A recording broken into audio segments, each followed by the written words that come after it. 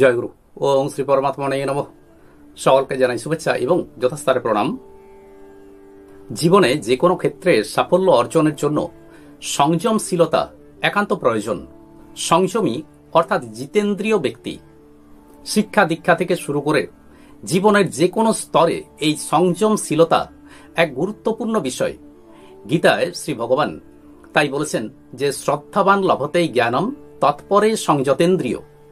শ্রদ্ধাবান ব্যক্তি জ্ঞান লাভ করেন আর তারপর দ্বিতীয় স্থানের অধিকারী হলেন সংযমশীল ব্যক্তি।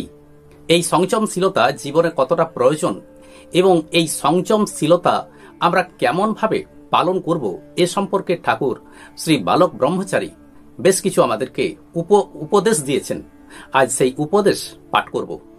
ঠাকুর বালক ব্রহ্মচারী প্রথমেই বলছেন, তর্ক ভালো যদি মীমাংসা থাকে, মীমাংসাই তোমার নীতি। দ্বিতীয় উপদেশ, উচিত কথা বলা ভালো, তবে জায়গা বিশেষে চিন্তা করে বলবে। তৃতীয় উপদেশ, অযথা বাক্য ব্যয় করো না, জানো তো অমিত ব্যয়িতা মূঢ়তা, কথাতেই হোক আর অর্থতেই হোক। দেখা গিয়েছে অধিক কথায় শান্তি অপেক্ষা অশান্তির উদ্রেক হয়েছে অনেক বেশি। পরের উপদেশ, একটা কিছু বলার আগে বেশ চিন্তা করে বলবে। বলার ভারসাম্য না থাকলে অস্বস্তিরই মাত্রা বাড়ে। পরের উপদেশ, এমন কোনো কথা গোপন রাখবে না যাতে অপরের ক্ষতি হতে পারে। পরের বাণী, মিছে কথা তো বলবেই না, উপহাসেও না, কৌতুকও যেন মাত্রা ছাড়িয়ে না যায়। পরের বাণী, সরলতা ভালো, তবে সরলতার সুযোগ নিয়ে অনেককে বিপদে ফেলে গিয়েছে, তাই হবে সাবধান। পরের বাণী, মিষ্ট বাক্য শ্রুতিমধুর সন্দেহ নেই, তবে অনেক ক্ষেত্রে দেখা গিয়েছে বাক্যের মিষ্টতায় ভুলে কপাল থাপড়াতে হয়েছে। এই মিষ্টত্বকে যাচাই করবার বৃত্তি সবসময় রাখবে। পরের বাণী, রসপূর্ণ আলাপ শুনতে মন্দ লাগে না, আলাপে যখন প্রলাপ বকে ভয় তখনই হয়, তাই সাধু হও, সাবধান। সতর্কতার দন্তে ঘিরে দাও চতুষ্পার্শ্বে। পরের বাণী, একজনের আলাপের সময় আরেকজন অসুবিধা করবে না, এই অভ্যাসে তোমার ধৈর্য গুণেরই সুন্দর বিকাশ হবে। পরের বাণী, ন্যায়ে কঠিন হবে, কোমল ও নম্র হবে জেনে নেওয়ার ও জানানোর বেলায়। এ শিক্ষাতেই থাকে মহৎ চরিত্রের ভিত্তি।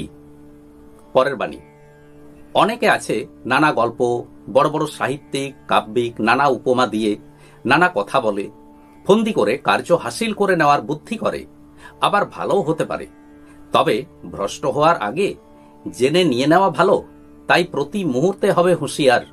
পরের বাণী, দেবতার আবির্ভাবের ভানে মতলবটি কেহ গুছিয়ে নেওয়ার ফন্দি করে, সেভাবেই তা জেনে রাখা ভালো। যদি বা কোনোদিন এরূপ অভিসন্ধিযুক্ত মহান এসে পড়ে তোমাদের সম্মুখে, সঙ্গে সঙ্গে সাবধানের অস্ত্রটি প্রয়োগ করে সেই মহত্বের স্তরবিন্যাস বুঝে নেবে। পরের বাণী, ভালো উপদেশ সভা হতে গ্রহণীয়, সেখানে মানাপমানের প্রশ্ন না রাখাই সমীচীন, তাতে অপকার অপেক্ষা উপকৃত হবে অনেক বেশি।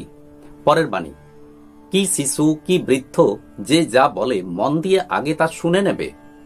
পরের বাণী, নিরপেক্ষ বিচারই তোমার ধর্ম, আছে কি নেই বিচারের দণ্ডে তার বিচার হবে, তোমরা যে তারই পূজারী, নিজেকে কখনো আগে বিলিয়ে দেবে না, যদি বিলিয়ে দিতেই হয় বিচার বুদ্ধির মধ্যে সর্বাগ্রে ঢেলে তবে সেই কর্মে ব্রতী হবে। পরের বাণী, যতটুকু জানবে ততটুকুই জানাবে, যা দেখনি যা বোঝনি তার উপর নির্ভর করে কোনো কথা বা মন্তব্য করবে না, তাতেই তোমার সত্তার মূল্য সহস্রগুণ বেড়ে যাবে। আজ এই পর্যন্তই। আসুন এবার শ্রী ভগবানের মহামন্ত্র জপ করি। হরে কৃষ্ণ কৃষ্ণ কৃষ্ণ হরে হরে, হরে রাম রাম রাম হরে হরে। নমস্কার।